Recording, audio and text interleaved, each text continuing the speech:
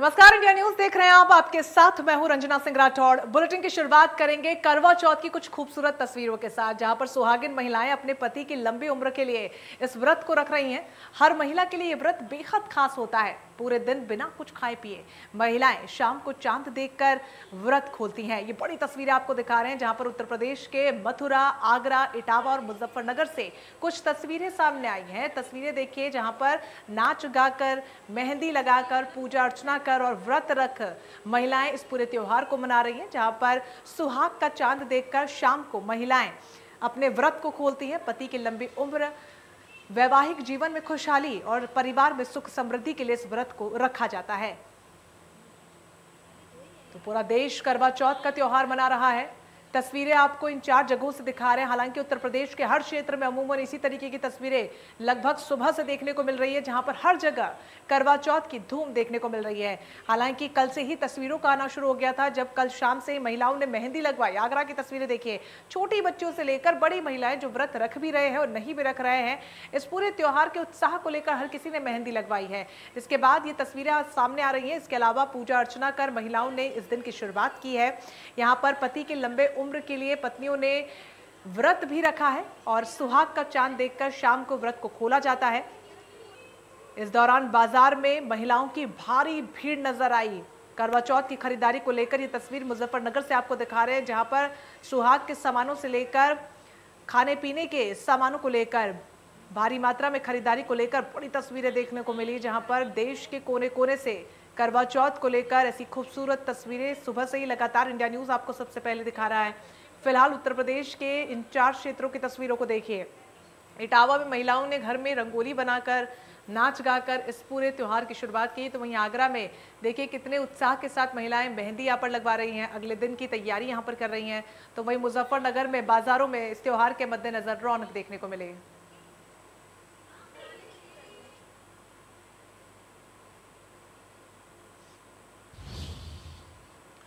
मुख्यमंत्री योगी आदित्यनाथ ने दिवाली के ठीक पहले गोरखपुर शहरवासियों को विकास से जुड़ी कई परियोजनाओं का तोहफा रविवार को दिया।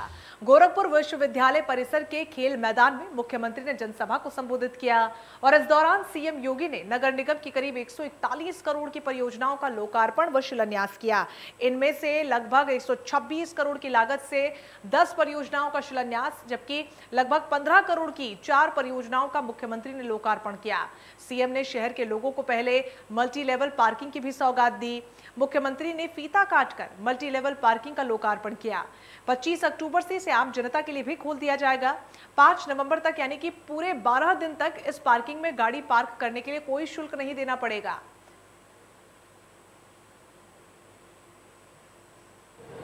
का निर्माण लगभग पूरा हो चुका है। अगले महीने आदरणीय प्रधानमंत्री जी दोनों प्रोजेक्ट का लोकार्पण का कार्यक्रम करेंगे, भव्य उद्घाटन का कार्यक्रम मिलेगा। गोरखपुर और पूर्वी उत्तर प्रदेश को ये हजारों करोड़ रुपए की परियोजनाओं का सौगात प्रधानमंत्री जी स्वयं आकर के देंगे। ग्राम गणताल आज विकास के पर्यटन पर एक नए क्षितिज को छूता हुआ दिखाई दे रहा है। वाटर स्पोर्ट्स का एक नया कॉम्प्लेक्स गोरखपुर में बनना न केवल पर्यटन की सुविधाओं को बल्कि यहां के नौजवानों को उस क्षेत्र में आगे बढ़ने के लिए नई संभावनाओं को लेकर के आ रहा है।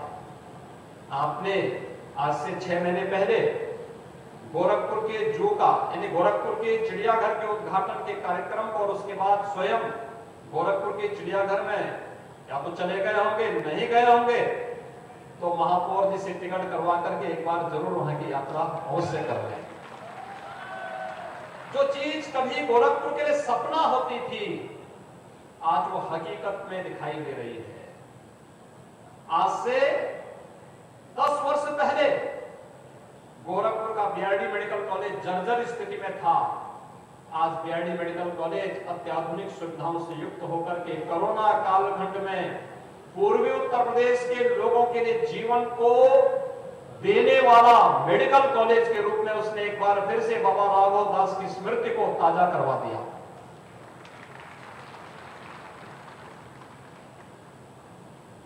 आज गोरखपुर के अंदर सड़कों के चौड़ीकरण का कार्य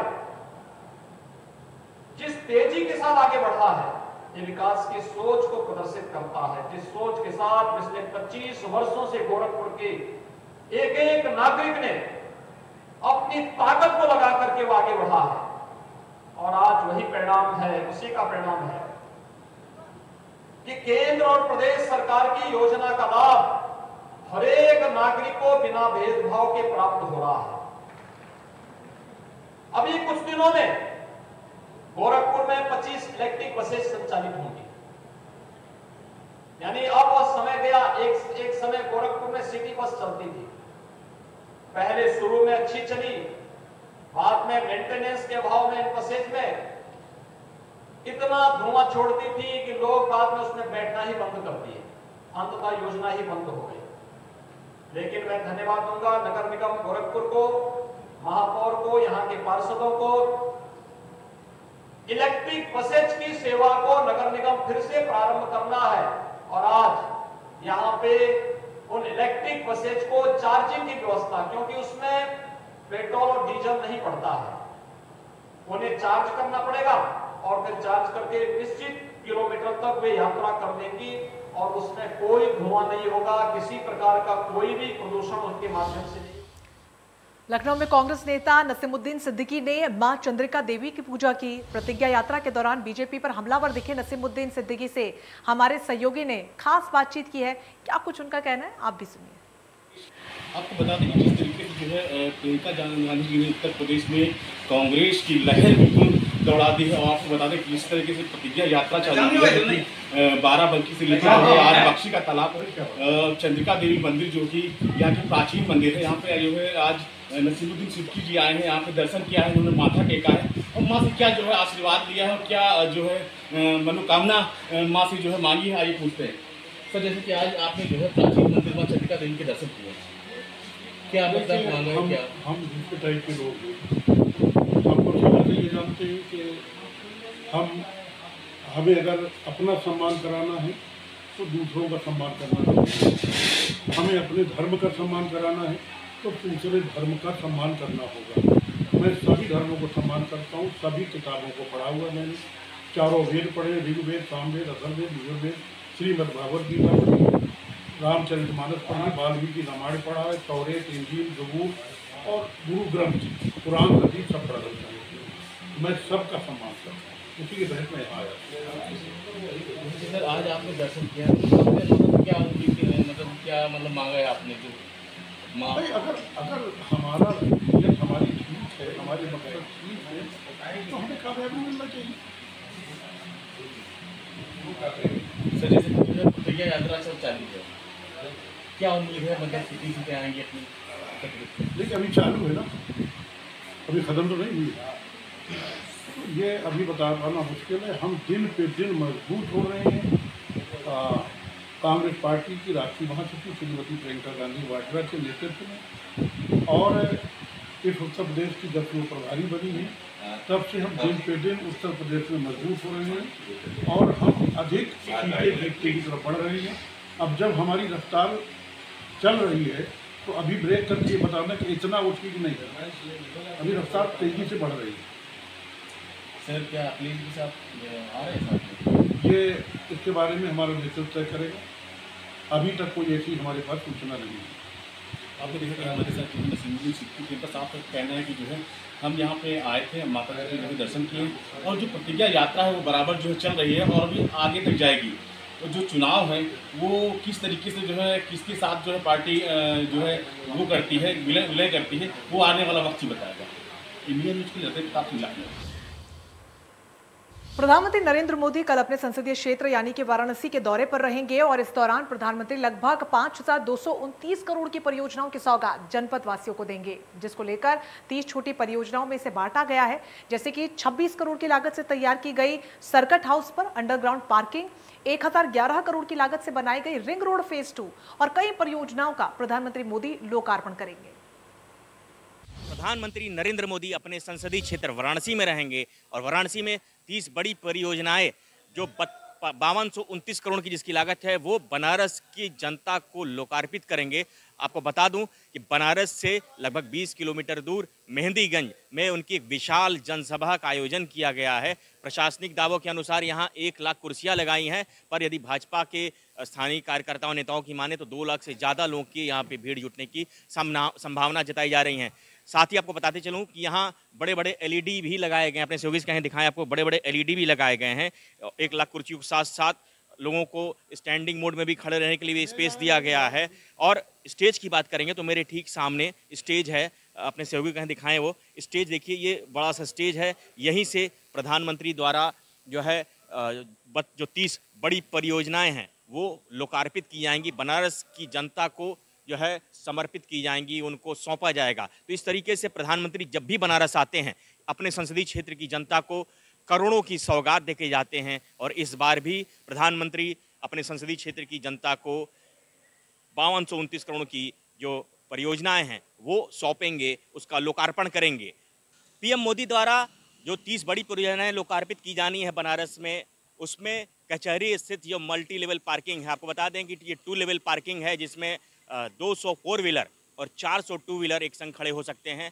इसकी लागत की बात करेंगे तो 26 करोड़ से ज़्यादा की लागत इस 2 लेवल पार्किंग पे आई है। साथ ही आपको बताना चाहते हैं कि जो भी अत्याधुनिक सुविधाओं से ये लैस है 2 लेवल पार्किंग, सीसीटीवी कैमरे से लैस है और बाकायदा आपको दिखाना चाहेंगे कि देखिए एक प्रवेश का द्वार अलग है और निकास का द्वार अलग बना हुआ है इस पार्किंग में। तो इस तरीके से समझ सकते हैं कि जो बनारस की जाम की समस्या है उससे बहुत जल्द ही निजात मिलेगी। अपने सहयोगी कहेंगे कि वो प्रवेश जो एंट्री है उस गेट को दिखाएं। देखिए वाहन अंदर जा भी रहा है। आपको बताते चलें कि लगभग 26 करोड़ की लागत आई है इस 2 लेवल पार्किंग पे, जिसमें 400 2 व्हीलर और 200 4 व्हीलर एक संग खड़े हो सकते हैं। बनारस की जाम की स्थिति देखते हुए निश्चित रूप से आने वाले समय में बनारस को जाम से मुक्ति मिलेगी। इंडिया न्यूज़ के लिए बनारस से पंकज चतुर्वेदी। वाराणसी के कैंट रेलवे स्टेशन पर एग्जीक्यूटिव वेटिंग लाउंज बनाकर तैयार हो गया है। रेलवे स्टेशन पर आने और जाने वाले यात्रियों को बहुत जल्द ही एग्जीक्यूटिव वेटिंग लाउंज की सौगात मिलने वाली है। हमारे सहयोगी ने इसका जायजा लिया है, इस रिपोर्ट को देखिए। मैं जो वीआईपी लाउंज है, एग्जीक्यूटिव लाउंज है, उसके अंदर आ चुका हूं और आपको बता दूं कि आईआरसीटीसी द्वारा इसको संचालित किया जा रहा है और जैसा मैंने बताया कि लगभग करोड़ों की लागत से ये बन के तैयार हुआ है। सबसे पहले मैं आपको दिखाना चाहूँगा कि जो बनारस की जो वुडन वर्क है, जो कास्ट कला जिसे कहते हैं, उसके तमाम ये देखिए आप खिलौने हैं जो यहाँ पे यात्री आएंगे, इंतज़ार करेंगे, यदि उनको शॉपिंग करना है, अगर उनकी इच्छा है खरीदने की तो यहाँ से वो परचेज कर सकते हैं। दूसरी तरफ जो खासियत बताना चाहूँगा, अपने सहयोगी कहेंगे दिखाएं आपको, वो ऊपर देखिए इसका जो आप सीलिंग पे आप देखिए तो ये जो बनारसी साड़ी से इसकी जो है पूरा डेकोरेट किया गया है। इसकी जो सरफेस जो पूरी जो सीलिंग है वो बनारसी साड़ियों का इसमें प्रयोग किया गया है। उसके अलावा जो माटी कला यहाँ की है उसको भी दीवार में दर्शाया गया है। आप देख सकते हैं, अपने सहयोगी कहेंगे आपको दिखाएं वो आप देखिए, मतलब कितनी खूबसूरती से इस जो वीआईपी एग्जीक्यूटिव लाउंज को जो तैयार किया गया है आईआरसीटीसी द्वारा, वो वाकई बहुत काबिल तारीफ है। दूसरी तरफ आपको बताना चाहूँगा जो बनारस की जो महान विभूतियाँ हैं उनकी भी पेंटिंग्स यहाँ पे लगाई गई है। अपने सहयोगी कहेंगे कि आपको दिखाएं, आप देख सकते हैं यहाँ के लाल बहादुर शास्त्री से लेके बिरजू महाराज, भारतेंदु हरिश्चंद्र, मुंशी प्रेमचंद, मदन मोहन मालवीय, मतलब इतने जो महान विभूतियाँ काशी में पैदा हुई हैं उनकी भी वॉल पेंटिंग्स लगाई गई हैं। वॉल पे आप देख सकते हैं, सहयोगी कहें दिखाएं आपको, तो इस तरीके आप समझ सकते हैं कितने खूबसूरती से इसको बनाया गया है। हमारे संग यहाँ की जो इस एग्जीक्यूटिव लाउंज की मैनेजर हैं उनसे मैं बात करता हूँ। पहले अपना परिचय बताना। Hello everyone, good afternoon, welcome to the executive launch. मेरा नाम शादाब खानम है और मैं यहाँ की एक एम्प्लॉय हूँ। क्या खासियत यहाँ की, क्या चार्जेस हैं, ये बताएं। सर, सबसे पहले खासियत तो मैं बता दूंगी, जैसे आपने वीडियो के स्टार्टिंग में बोला कि ये एक कल्चर बेस्ड लाउंज है। इंडिया का सबसे बड़ा कल्चर बेस्ड लाउंज है। ये बनारस के थीम पे बना है। यहाँ पे कई सारी चीज़ें हैं जो बनारस को चिन्हित करती हैं। यहाँ के चार्जेस हैं, क्योंकि ये वेटिंग लाउंज है तो ये चार्जेबल है। 1 आवर का पर पर्सन का 85 प्लस टैक्स लगता है और वो 1 आवर में, वो 60 मिनट्स में उनको कुछ कुछ कॉम्प्लीमेंट्री सर्विसेज प्रोवाइड की जाती हैं, जैसे कि they can have either T और कॉफ़ी, वो टी या कॉफ़ी ले सकते हैं। बिस्किट्स प्रोवाइड किए जाएंगे, उनको फ्री वाईफाई अवेलेबल है और भी कुछ यहाँ पे कई सारे, it is fully air condition है, ये सब चीज़ें उनको प्रोवाइड की जाएंगी सर्विसेज। देख सकते हैं कितने खूबसूरती से इस एग्जीक्यूटिव लाउंज को बनाया गया है। 1 घंटे के बाद यदि पैसेंजर को अगले घंटे के लिए रुकना है तो 10 मिनट का बफर टाइम मिलेगा। उसके बाद वो डिसाइड कर लेगा यदि रुकना है तो 70 रुपये और उनको लगेंगे। उसके साथ में ही कॉफ़ी या चाय के साथ में उनको बिस्किट भी प्रोवाइड किया जाएगा। जैसा मैंने बताया आपको कि बहुत बेहतरीन तरीके से बनारस की थीम पे इस एग्जीक्यूटिव लाउंज का निर्माण कराया गया है। इंडिया न्यूज़ के लिए बनारस से पंकज चतुर्वेदी। लखनऊ में आयोजित राज्य स्तरीय ताइक्वांडो प्रतियोगिता में जौनपुर के 2 खिलाड़ियों ने गोल्ड और एक ने सिल्वर और एक ने ब्रॉन्ज हासिल कर जिले का नाम रोशन किया। गोल्ड हासिल कर जौनपुर पहुंची ताइक्वांडो टीम और उनके कोच के इंडिया न्यूज ने खास बातचीत की और उन्होंने बताया कि अभी स्टेट लेवल पर गोल्ड हासिल किया गया है और आने वाले समय में नेशनल लेवल पर गोल्ड लाना एक बड़ा सपना है। इस वक्त हम मौजूद हैं जौनपुर में समृद्धि साहू के मकान में और यहाँ पे खुशियों का माहौल है। दरअसल समृद्धि ने न सिर्फ बल्कि समृद्धि के भाई ने भी और जौनपुर के ताइक्वांडो के जो खिलाड़ी हैं सभी ने जो है मिलकर स्टेट लेवल की जो चैंपियनशिप हुई है उसमें 2 गोल्ड मेडल हासिल किया है, 2 सिल्वर और 1 ब्रॉन्ज हासिल किया है। तो यहाँ पे हम बात करेंगे सबसे पहले जो इनके कोच हैं। सर आप बताइए किस तरह की प्रतियोगिता थी, कितने प्रदेश मतलब जिले के प्रतिभागी थे और कैसा रहा परफॉर्मेंस वहाँ पे? ये राज्य स्तरीय ताइक्वांडो प्रतियोगिता था जो लखनऊ के बाबू केडी सिंह स्टेडियम में खेला गया और इसमें हम लोगों ने जौनपुर के खिलाड़ियों को लेके तकरीबन 7 खिलाड़ियों ने हिस्सा लिया और 5 प्रदर्शन करते हुए 5 मेडल हासिल किए, जिसमें 2 गोल्ड 2 सिल्वर और 1 ब्रॉन्ज लोगों ने जीता अपने मेहनत के बल पे। तो कैसे आप ट्रेनिंग देते हैं बच्चों को कि इस तरह से परफॉर्मेंस कर पाएँ? काफ़ी टफ रहता होगा। जैसा कि मैं भी एक खिलाड़ी हूँ, मैपुर में मेरा बड़ा पुराना अनुभव रहा है। मैंने 4 इंटरनेशनल टूर्नामेंट खेला भारत के लिए और चाइना जैसे देश से पदक भी जीता। तो अब इतना तो सिखाने का वो है ही है और बच्चों को सिखाते हैं कि वो भी मेरी तरीके से आगे चल के देश का नाम रोशन करें। जी हाँ बिल्कुल, तो देश का नाम रोशन करें। हम समृद्धि से बात करेंगे, कितनी खुशी मिल रही है आपको गोल्ड लाके? जी मुझे बहुत खुश है। किसको देना चाहेंगी कामयाबी का श्रेय अपने? मैं अपने माता पिता और अपने कोच को इस बात का श्रेय देना चाहूँगी। अभी स्टेट लेवल पे था, आगे क्या करने का इरादा है, एम क्या है? आगे इस फील्ड पे जाना और बढ़ना एम यही है। जी आप बताइए क्या नाम है आपका? जी मेरा नाम सौभाग्य साहू है। आपने भी गोल्ड लाया, कैसा लग रहा है आपको? जी मुझे बहुत खुशी हो रही है। क्या कहना चाहेंगे, श्रेय किसको देंगे कामयाबी का? माता पिता और कोच को। कोच को, जी हाँ बिल्कुल। तो यहाँ पे कुछ और लोग हैं जिसमें एक नन्हा सा होनहार खिलाड़ी है। क्या नाम है आपका? नूर मोहम्मद। क्या लाया आपने? सिल्वर। सिल्वर मिला, कैसे परफॉर्मेंस कैसा रहा? बहुत अच्छा था। इस बार सिल्वर, अगली बार गोल्ड लाएंगे। गोल्ड, बहुत सही। आपका क्या नाम है? धीरज यादव। धीरज जी ये बताइए आपने क्या मिला? सर सिल्वर मिला। सिल्वर मिला, अगली बार गोल्ड। परफॉर्मेंस बढ़िया रहेगा? ठीक सर एकदम। जी हाँ बिल्कुल। तो आप देख रहे हैं जो यहाँ के जौनपुर के जो खिलाड़ी, इनका साफ तौर पे कहना है कि 2 गोल्ड इस बार मिला है और अगली बार जो प्रतिभागी जो सिल्वर लेके आए हैं वो भी गोल्ड लाने की तैयारी कर रहे हैं। Rajan Mishra, India news, Jaunpur. UP विशेष में फिलहाल के लिए बस इतना ही, लेकिन बाकी बड़ी खबरों के लिए आप बने रहिए हमारे साथ। नमस्कार।